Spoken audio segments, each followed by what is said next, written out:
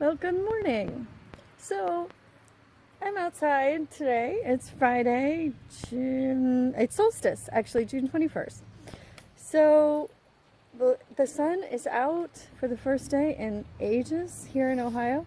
And I thought I would just take a little peek at the apiary to see what's going on and kind of show you what we have going on a sunny day in the middle of summer, the very first day of summer, actually. So I'm headed to the apiary. Hang on just 1 minute. So we have several apiaries. And for those of you not familiar with that term, that's basically just a site where beehives are located. We have one here near our house in the backyard. And currently there are what looks like 5 hives. So let me explain what we have going on here. So the tall one right here we call hive 9.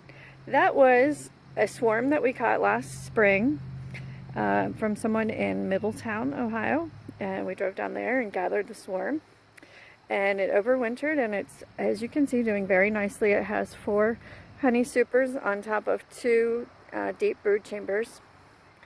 They, to our knowledge, have not swarmed this year. They just keep building, filling honey, so that's great. The next one, the one that's pretty much purple, we're calling hive 2. We number our hives so when we take notes we can tell what's what. So that was a swarm that we caught at the Dayton VA. We got a call from the Dayton VA police, campus police, and said there are bees in a tree, can you come get them? So of course, yes is our answer. So they're doing just fine.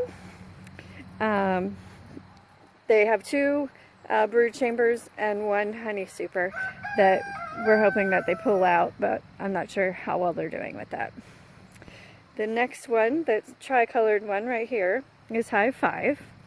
That was a package that we bought this year, and it's doing okay. They're not doing great. The bees really like to be able to fly more than they've been able to this year, so as you can see there's a lot of activity in front of the hive, so I think they're doing all right. Hive 7, the small one with just 1 box, was another swarm that we caught this year, and they are doing okay. I'm not sure that they have a queen. I'm not sure that we caught the queen, so we gave them some eggs and we're hoping that they raise their own. Patrick would know the details of what their status is right now. This tall skinny one, that's what we call a nuke. That is a hive that actually has queens in it. My brother-in-law Mick Reese in Indiana had some queens that he was able to catch, and Patrick ran over and grabbed some, and we put them in there for them to mate, and to our knowledge in that one he put 2. One of them successfully mated, and she is starting to lay out all 5 frames of that. It is half the size. There is only 5 frames compared to 10 in this size box. There are 5 wide in that box, and so it will build up, and then we'll eventually put it in a 10 frame box. And this last one, I'm pretty sure that must have been a swarm too. I can't remember.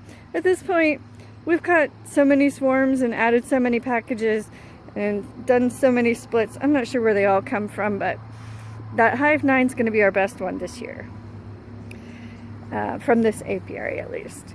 So right now they're in a kind of shady spot. It's probably not the best. They should get a little bit more sun, but it's only 9 o'clock in the morning, so they will get more sun in a little bit, and they're actually protected from the heat should we actually ever get heat this summer in Ohio.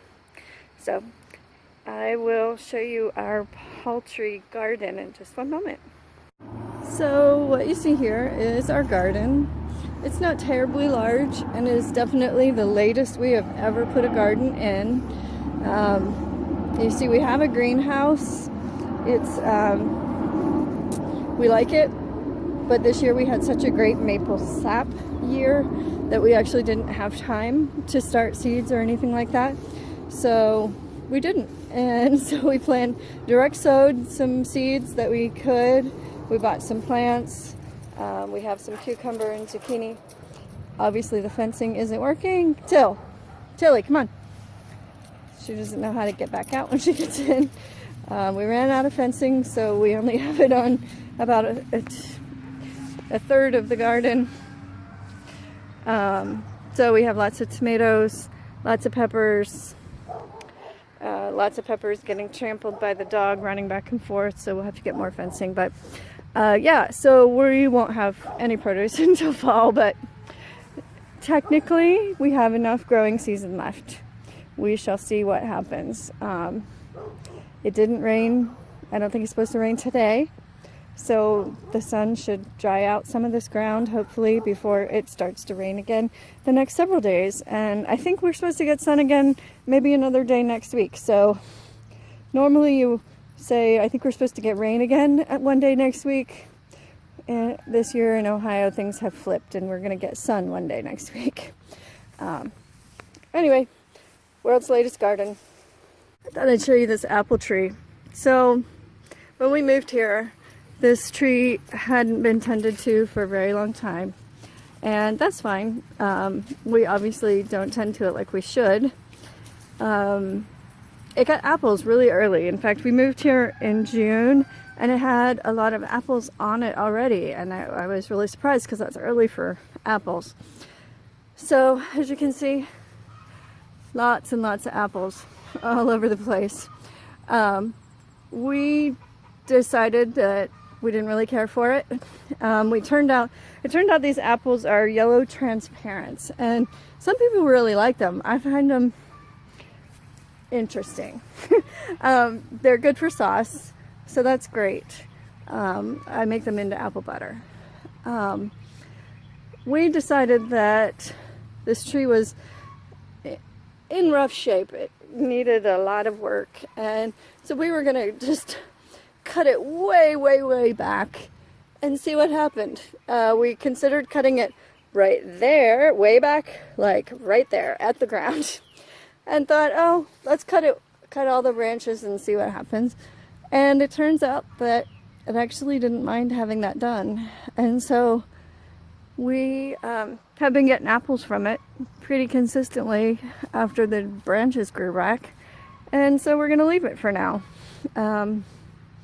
When our orchard on the other side of the yard starts growing better, then maybe we'll reconsider. But for now, this is our apple tree that produces really well. So it's a yellow transparent. Again, they're not pretty. They're kind of on the mealy side, not very juicy. So they're great for apple butter and cooking down. That's it. That's our yellow transparent. So no video would be complete without Matilda. Hi, Garo, with a rooster and chickens making noise in the background. She'd really like me to throw that, but she's also getting bit on the nose. Poor girl, you're getting a black fly bite right now. Hey, Finn, what you doing? There's Finn. Finn always comes too close to video. Hi, baby girl. Have a good day.